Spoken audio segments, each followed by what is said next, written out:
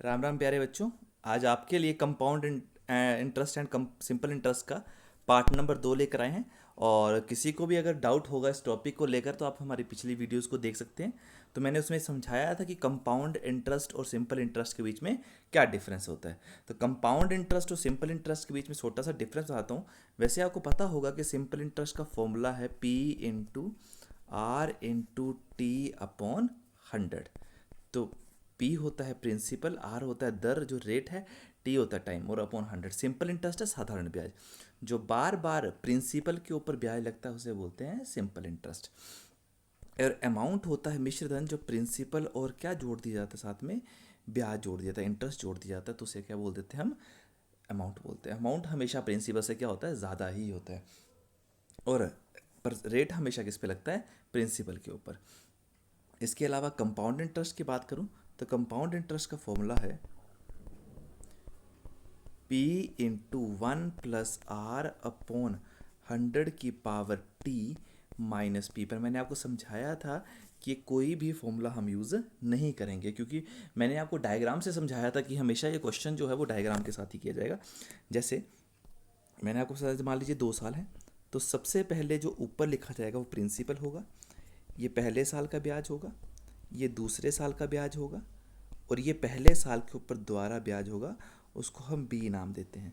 और सबसे लास्ट में क्या लिखा जाता है, सी आई। ये कितने साल का डायग्राम, 2 साल का। तो ये हमारे पास सिंपल इंटरेस्ट होता था, ये कंपाउंड इंटरेस्ट, और ये सिंपल इंटरेस्ट और कंपाउंड इंटरेस्ट दोनों के बीच का डिफरेंस होता था। मैं बात करूँ 3 सालों की, तो 3 सालों के लिए मैंने आपको एक डायग्राम बताया था। 3 सालों के लिए जो डायग्राम था 3 सालों के लिए, वो भी सेम था। सबसे पहले ऊपर प्रिंसिपल आएगा, पहले साल का ब्याज, दूसरे साल का ब्याज, तीसरे साल का ब्याज।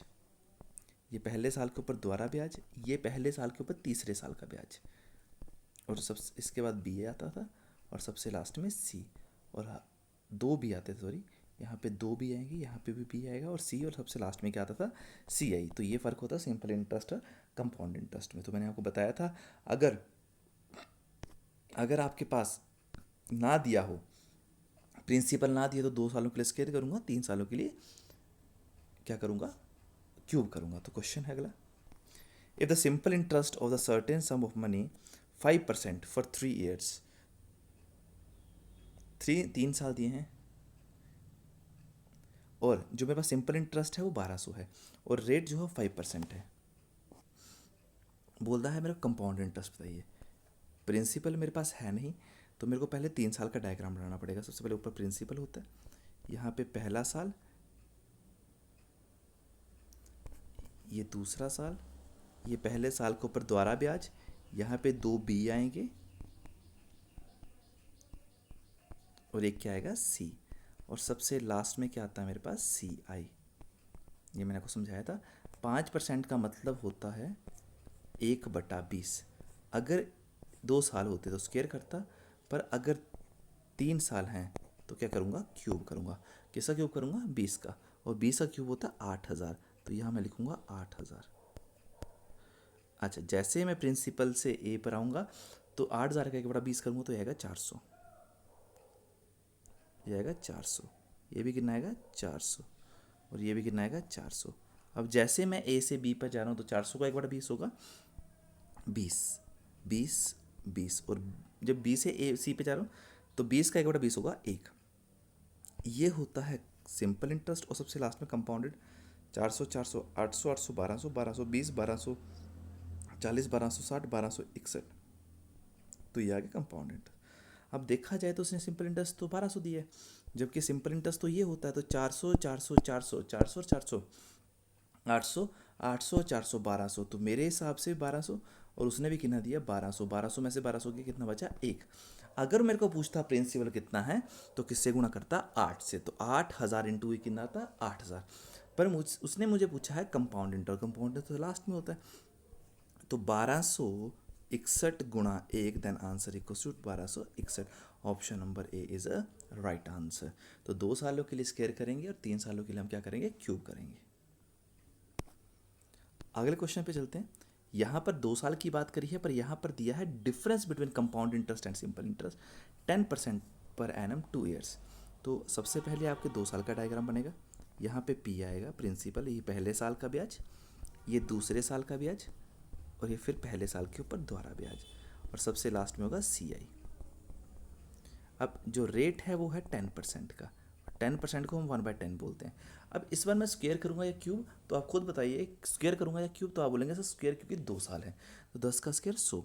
अगर यहाँ पे 100 आएगा तो यहाँ पे पी से कहाँ पे जा रहा हूँ, ए पे, तो 1/10 तो 10, ये भी 10। अब ए से कहाँ जा रहा हूँ, बी पे, फिर करूँगा 1, 10 10 20 और 1 21। ये सिंपल इंटरेस्ट होता है, ये कंपाउंड इंटरेस्ट, और ये डिफरेंस दिया भी क्या है उसने, डिफरेंस कितना दिया 631, पर यहाँ पे तो 1 है, तो 631 डिवाइड बाय 1 कितना आएगा 631। अब उसने पूछा है sum, sum is known as principal. अगर उसने पूछा होता मुझे सिंपल इंटरेस्ट बताइए तो किससे गुणा करता 20 से, अगर उसने मुझे पूछा था कंपाउंड इंटरेस्ट बताइए तो किससे गुणा करता 21 से, पर उसने मेरे को पूछा क्या है प्रिंसिपल, तो प्रिंसिपल कितना है 100, तो 361 गुणा 100, देन आंसर इक्वल्स टू 63,100 रुपये। Option number D is a right answer.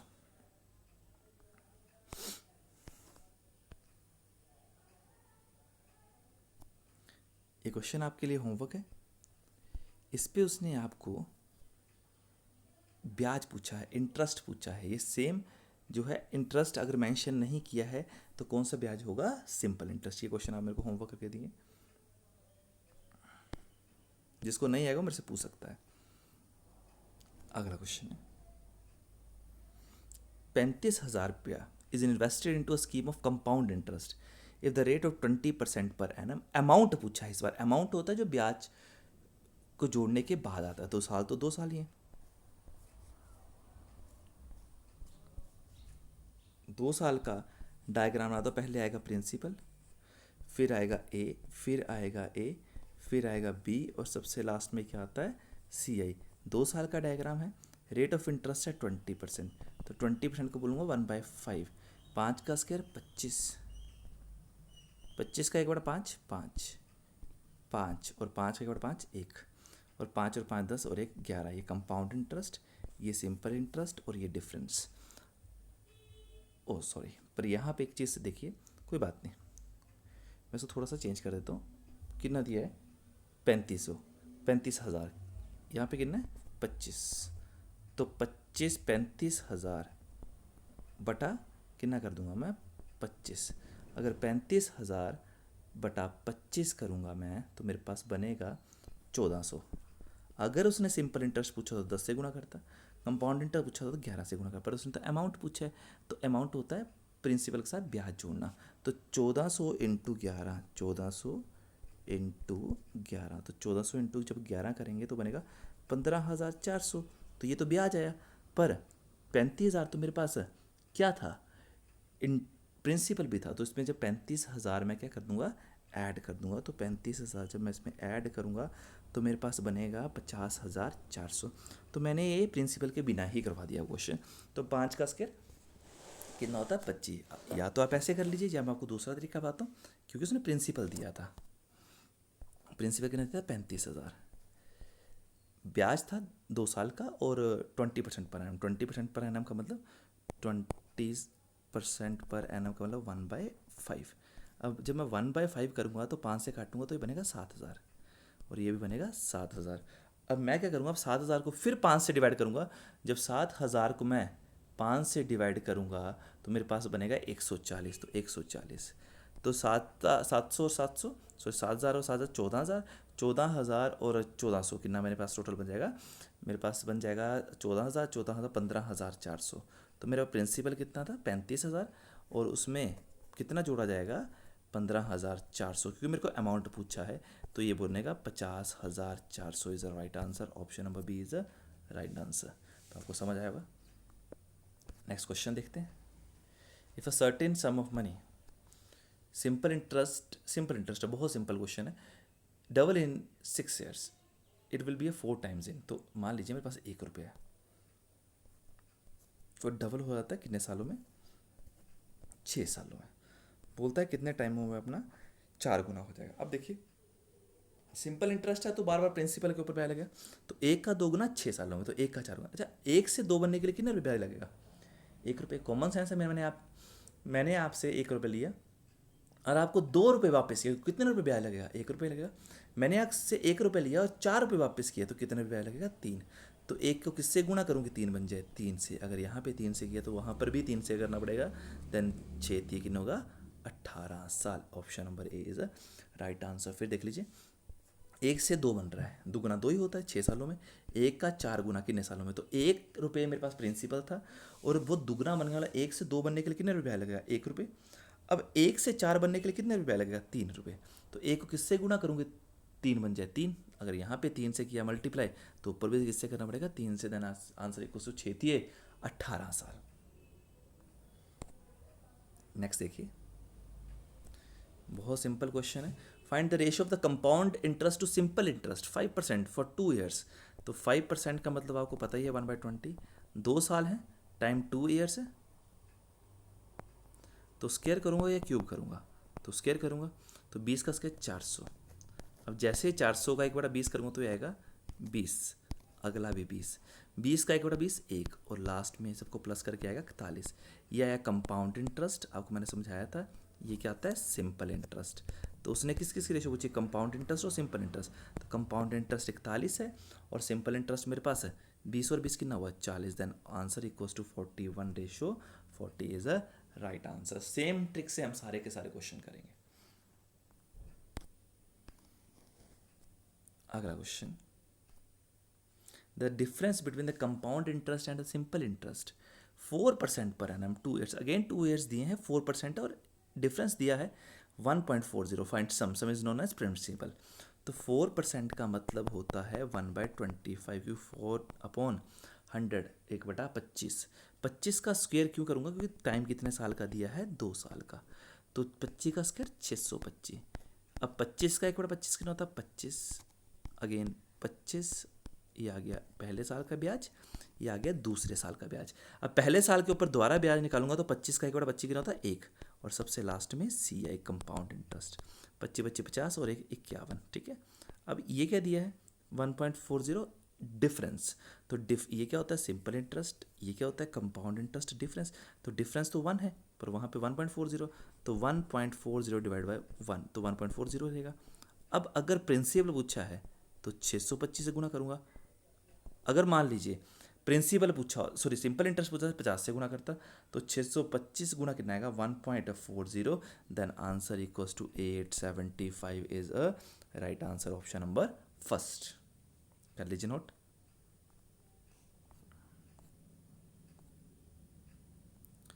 बहुत जबरदस्त क्वेश्चन है। At which rate of interest per annum 3000 increase to ₹3993 in 3 years. बोलता 3000 रुपये हैं, 3993 बन जाए 3 सालों में। तो रेट बताना आपको। तो ये प्रिंसिपल है और ये अमाउंट है और 3 सालों की बात करिए। तो प्रिंसिपल कितना है? 3000। अमाउंट कितना है? 3993। अभी कटता है तो काट भी लेना। 3 से काटूंगा तो ये बनेगा 1000 और ये बनेगा 1331। ये काट दिया। अब मैं 3 साल है तो मैं करूँगा क्यूब रूट। क्या करूँगा? Cube root. अगर 2 साल होते तो क्या करता? Square root. जैसे याद करो जब आपके पास प्रिंसिपल नहीं होता तो आप स्क्वायर करते थे। अब अगर प्रिंसिपल भी दिया है अमाउंट भी दिया तो रेट नहीं दिया है तो टाइम तो उसने 3 साल बोला था। 2 साल होंगे तो स्क्वायर रूट, 3 साल होंगे तो क्यूब। क्यूब तो कितना किसका स्क्वायर है? क्यूब है 10 का। ये किसका है? 11 का। तो 10 मेरे पास प्रिंसिपल है, 11 मेरे पास बन गया कितने रुपये? आज 1 रुपये पे। अब ये बताइए ब्याज किस पे लगता है? प्रिंसिपल के ऊपर या अमाउंट के ऊपर? तो आप बोलेंगे सर अमाउंट, सॉरी प्रिंसिपल के ऊपर। तो प्रिंसिपल कितना? 10 और 1/10 और गुणा किससे करूँगा? 100 से। Then answer equals to how many percents? 10%। Then rate of interest equals to 10%। तो यहाँ पे क्यूब करने का रीज़न ये है क्योंकि इस बार क्या दिया गया है? 3 साल दिए गए हैं।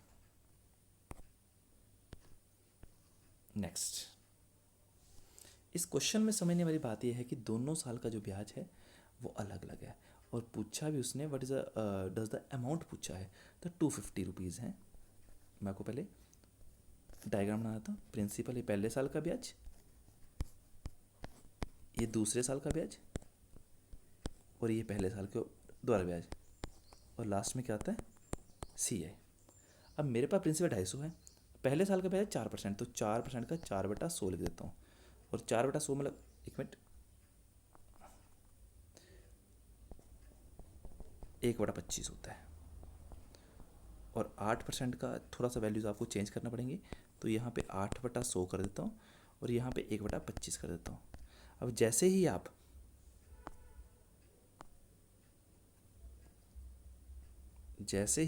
एक 250 का 1/25 करोगे तो आएगा 10। कितना आएगा? 10, क्योंकि पहले साल का ब्याज अलग है और दूसरे साल का ब्याज अलग है। अब 250 का आपको कितना करना पड़ेगा? 8/100, 8 मतलब 8 से गुणा भी करना पड़ेगा और 100 से आपको डिवाइड भी करना पड़ेगा। तो ये बनेगा 20, ये बनेगा 20। अब जैसे ही आप यहाँ पे जा रहे हो तो आपको क्या करना पड़ेगा? 10, ये जो है पहले साल के ऊपर ब्याज है, तो पर दूसरे साल का ब्याज तो 8/100 है। तो 10 का अब क्या करना पड़ेगा आपको? 8/100, तो ये आएगा 0.8। क्या आएगा? 0.8। 10 का 8/100, 0 से 0 कटा तो 0.8। अब 10 और 20 कितने होते? 30, 30.8 मेरे पास कंपाउंड इंटरेस्ट आ गया। अब उसने मेरे को पूछा है अमाउंट, तो प्रिंसिपल कितना था? 250, और कितने रुपए ब्याज लगा? 30.8। Then answer equals to 280.8। Then answer equals to option number B is a right answer. तो इस बार समझने वाली बात ये थी, दोनों साल का ब्याज अलग अलग था, पहले साल का ब्याज अलग है और दूसरे साल का ब्याज अलग दिया गया। नेक्स्ट, कुछ टाइम पहले मैंने क्वेश्चन समझाया वो सिंपल इंटरेस्ट पे था, और ये question compound a sum of money at compound interest amount to thrice itself in 3 years. कुछ पैसे हैं जो 3 सालों में अपने का 3 गुना आते हैं। बोलते हैं in how many years will it be 9 times of itself. अब जो ब्याज है वो कंपाउंड इंटरेस्ट है, और कंपाउंड इंटरेस्ट जो होता है वो ब्याज के ऊपर ब्याज लगाता है। वहाँ पर मैंने 1 रुपये माना था, तो 1 का 3 गुना कितने सालों में? 3 सालों में। अब जो अगला ब्याज लगेगा वो 3 के ऊपर लगेगा, क्योंकि ये कंपाउंड इंटरेस्ट है। तो 1 से 3 बना, अगला ब्याज 3 पे लगेगा, क्योंकि ये कौन सा इंटरेस्ट है? Compound interest. और अगर ये सिंपल इंटरेस्ट होता तो बार बार ब्याज किस पे लगता? 1 के ऊपर। तो 1 का 3 गुना 3, 3 का 3 गुना 9, और मेरे को पूछा है कितना गुना था? 9 गुना। पहले 3 साल पहले लगे होंगे, 3 साल यहाँ भी लगे होंगे, और 3 और 3 कितने साल लग गए? 6 years. And answer equals to option number C is a right answer. Next, a sum of money at compound double of in 15 years। Double बनता है 15 ईयर्स में। It will become 8 times of it self in how many years. तो कुछ पैसे हैं, compound interest की बात कर रहा हूँ, जो अपने आप का डबल बन जाते हैं कितने सालों में? 15 सालों में। तो बताओ कि वो कितने सालों में अपने आप का 8 गुना बन जाएंगे। अगेन जो ब्याज है वो किसके ऊपर है? Compound interest. तो 1 का 2 गुना 15 सालों में। अब अगला ब्याज 2 पे लगेगा, 2 का 2 गुना 4, 4 का 2 गुना 8, और हर 2 गुना के लिए कितने कितने साल लग रहे हैं? 15 साल। तो 15 साल पहले, 15 20 और 15 30, 30 और 15 कितने हो गए? 45 साल। Then answer equals to 45 years.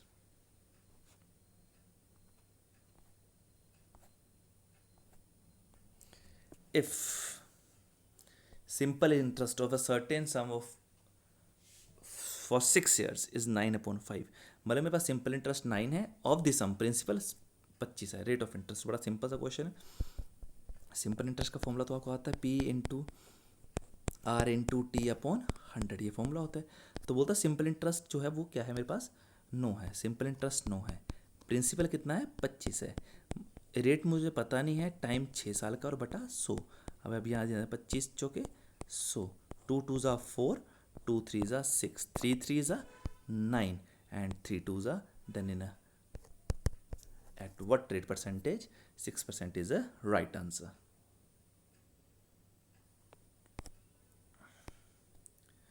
अब अगला क्वेश्चन आपके लिए, certain some become 5 times of itself in simple interest. Simple interest है, तो मैं मान लो 1 रुपया है, 5 times in 10 years, in how much time it will B 9 times. अब ये क्वेश्चन इसलिए आपके लिए क्योंकि सिंपल इंटरेस्ट, तो 1 का कितना गुना करना है मेरे को? 9 गुना। अब आप बताओ 1 से 5 बनने के लिए कितने रुपये ब्याज? 4, और 1 से 9 बनने के लिए कितने रुपये ब्याज? 8। अब आपको ये क्वेश्चन मेरे को बताना है कमेंट सेक्शन में इसका आंसर क्या होगा।